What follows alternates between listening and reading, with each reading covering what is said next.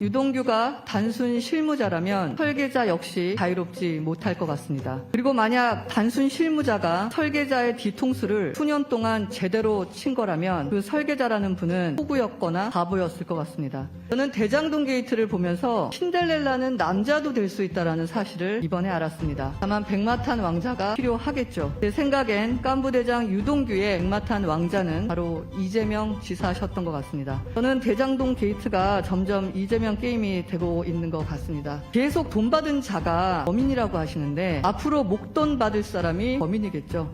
대장동 설계자는 나다. 지난 9월 14일 이재명 지사께서 국회에서 하신 말씀입니다. 이어 유동규 사장은 실무자일 뿐이다 라고 하셨는데요. 그 실무자 현재 뇌물수수와 배임 혐의로 구속됐습니다. 이쯤이면 상황이 바뀌었다고 보아집니다. 유동규가 단순 실무자라면 설계자 역시 이번 대장동 게이트에 자유롭지 못할 것 같습니다. 그리고 만약 단순 실무자가 설계자의 뒤통수를 수년 동안 제대로 친 거라면 그 설계자라는 분은 호구였거나 바보였을 것 같습니다. PPT 열어주시죠. 대장동 개발 이익을 몰빵해 주고 몰빵 받고 나눠먹은 대장동 깐부들을 소개합니다. 깐부 대장인 유동규를 주축으로 정진상, 고재환, 김만배, 남욱 등등이 포진해 있습니다. 만약 유동규가 없었다면 대장동 깐부가 가능했을까 개인적으로 의문입니다. 저는 대장동 게이트를 보면서 신데렐라는 남자도 될 수 있다는 사실을 이번에 알았습니다. 다만 백마탄 왕자가 필요하겠죠. 제 생각엔 깐부대장 유동규의 백마탄 왕자는 바로 이재명 지사셨던 것 같습니다. 지사님께 질의드리겠습니다. 2010년 10월 15일 성남시설관리공단 기획본부장으로 유동규가 임명됩니다. 혹시 이 인사와 관련해서 인사 지시나 개입하신 적 있으십니까? 지금 임명 과정은 잘 모르겠는데 여하튼 임명된 건 사실입니다. 알겠습니다. 제가 들고 있는 것은 2010년 성남시 의회의 행정기획위원회 회의록입니다. 당시 성남시 의회에서도 유동규에 대한 자격 논란이 아주 비판이 거셌던 걸로 이 책자에 기록되어 있습니다.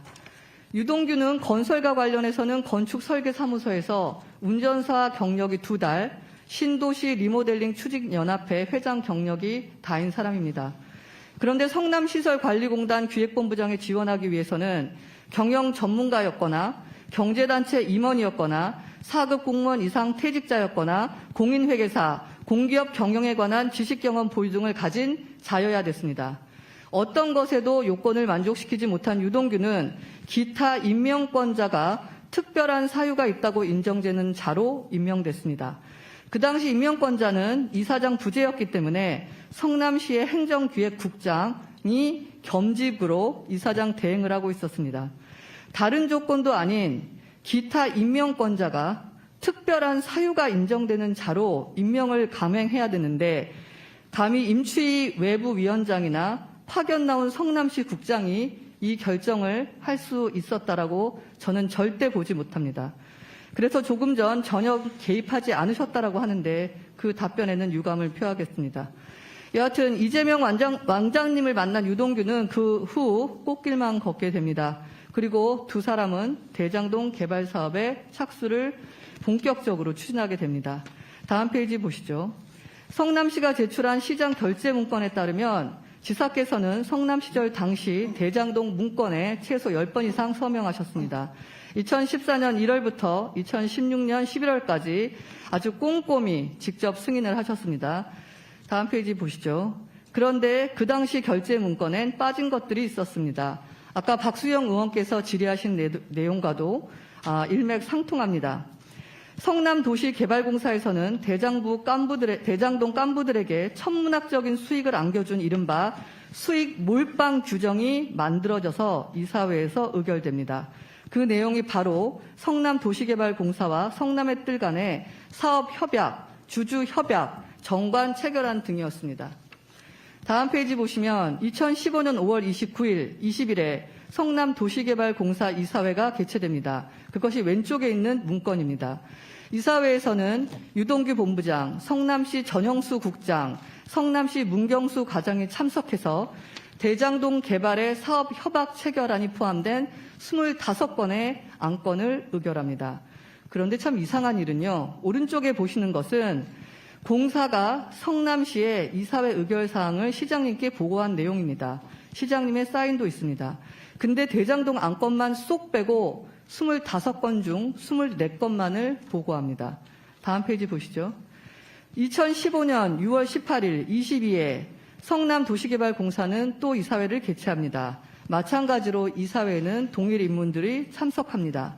여기에서 대장동 개발의 주주협약, 정관 체결안이 포함된 4건의 안건이 의결됩니다. 그리고 공사는 다시 성남시에 이 의결안을 보고합니다. 오른쪽입니다. 참 이상한 일이 또 발생합니다. 대장동에 관련된 것을 뺀 3개의 안건이 보고됩니다. 그리고 시장님이 거기에 사인을 하십니다. 그 결과 민간 초과이익 조항, 환수 조항, 이익 배분율, 사업 수행 절차, 확정 배당금 내용, 주주총회 의결 조건 규정이 모두 시장님한테 보고 누락이 됩니다. 다른 것은 다 시장께 보고가 되었는데 민간이 즉 대장동 깐부를 가능케 주요 사안만을 이렇게 누락한 이유가 뭘까요? 작정하고 시장님한테 왕따를 시킨 이유가 뭘까요? 공사 설립 및 운영에 관한 조례에 따르면 시장은 공사의 사무를 감독하게 되어 있습니다. 저 몇 가지 추정을 해봤습니다. 유동규와 성남시 직원들이 공모하여 시장을 속였다.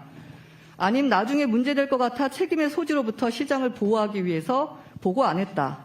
아님 별도 보고도 하고 결재도 했는데 시장이 삭제했다. 아님 은밀히 유동규 본부장이 직보를 했다. 저는 대장동 게이트가 점점 이재명 게임이 되고 있는 것 같습니다. 지사님께 질의드리겠습니다.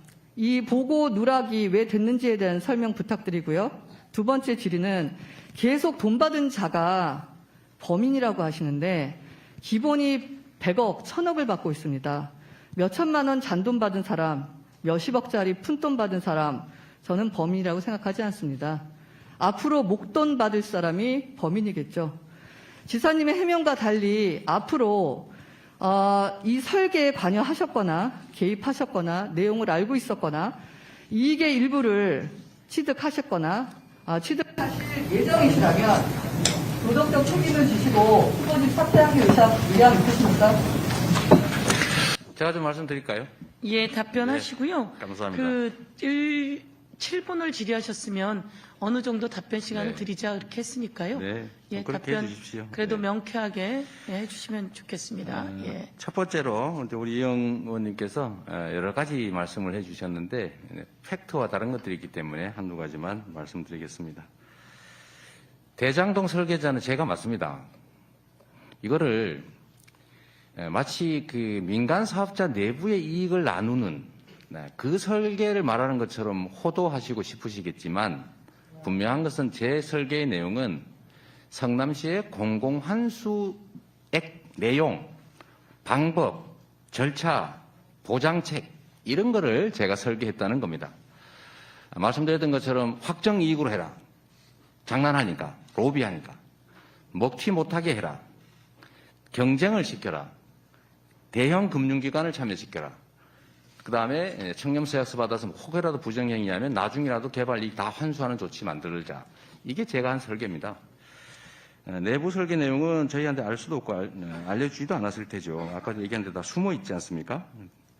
두 번째로는 저보고 이익을 몰빵해줬다 이런 표현하시는데요. 전혀 사실이 아닙니다. 몰빵해서 이익 주자고 한 건 국힘이었죠. 국힘이 시의회가 민간 개발해주자고 그렇게 4년 동안 저를 괴롭히지 않습니까? 그러니까 몰빵하자는 얘기는 국힘의 얘기였고 여러분이 소속한 과거의 국힘이 그랬던 것이죠. 세 번째로 아까 정진상 얘기 자꾸 하는데 이 사람은 그 아파트 분양했는 거 그 적법하게 미분양되거나 계약 취소된 거를 순서에 따라서 분양받은 거니까 자꾸 집어넣지 않으시면 좋겠고요.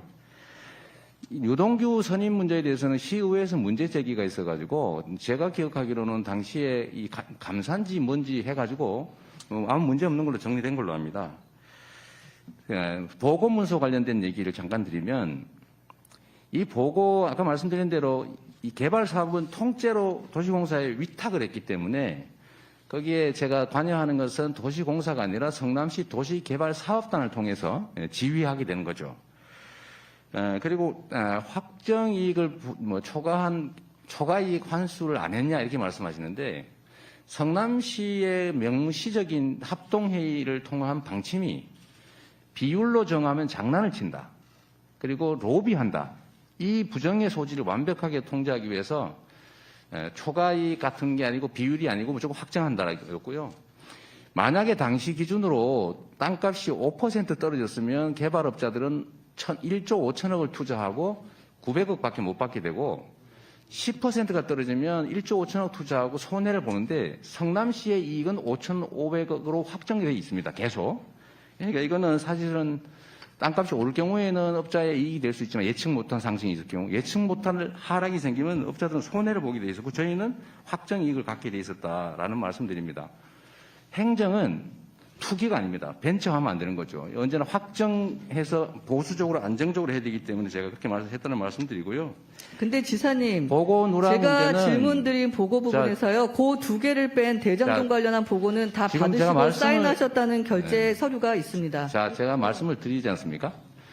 자, 보고 문제는 저는 보고가 오면 당연히 그 내용을 보지요. 보고 당시에 제가 지휘한 대로 예를 들면 민간에 절대 맡기지 마라.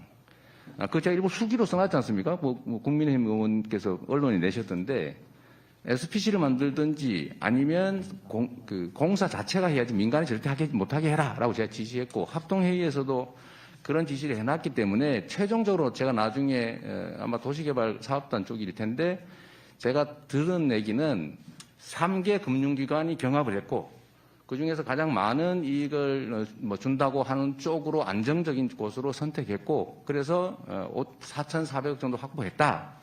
그쪽의 예. 개발 이익은 소액이다. 이런 보고를 받은 건 맞는데 이런 세부적인 보고를 일부러 뺄 리가 제가 있겠습니까? 그 말씀 아까 드린 대로 제가 이익에 관계가 있으면 부산 LCT처럼 1,000억 들여가지고 오히려 주변 공사해주지 왜 그 사람들 보고 성남시가 할 거 추가로 하라고 해서 1,100억을 더 환수할 것이며 그냥 민간 개발 허가해 줘버리지 왜 네. 합동 개발해가지고 이렇게 골치 아프게 하겠어요. 네. 상식에 따라서 판단해 주시면 좋겠습니다. 네.